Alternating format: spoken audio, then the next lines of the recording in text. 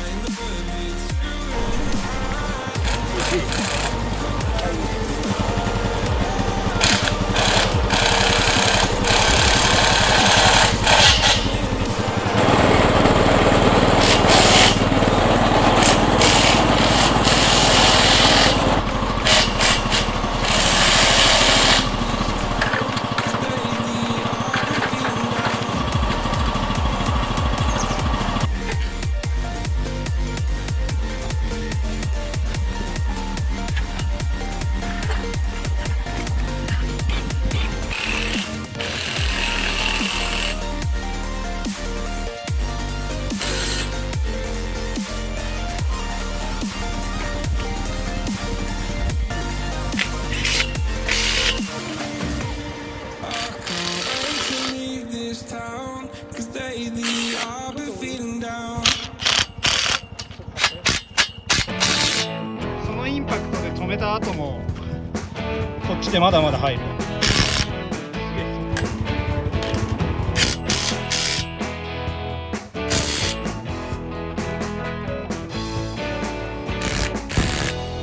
かも自動で止まる。これボルトモードってやつでいい。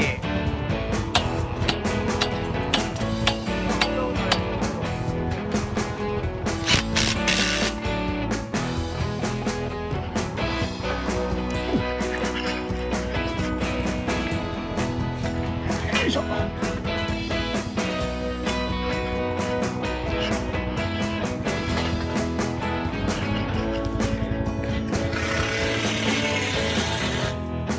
これ開いて、これ。よし。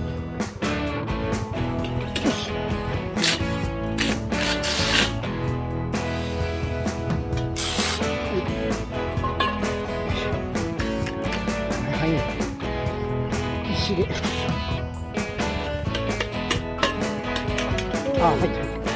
はい、もうちょい。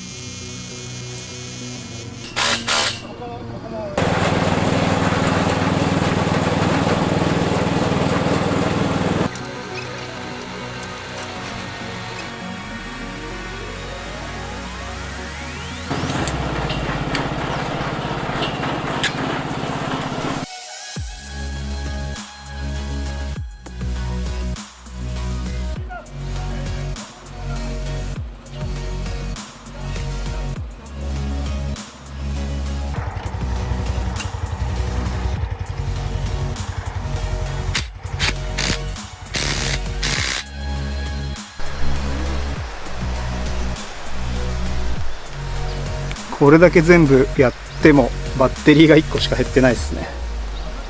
すげえなこれ。この 40V 締め付けのこういうパワーもすごいんで作業がはかどりました。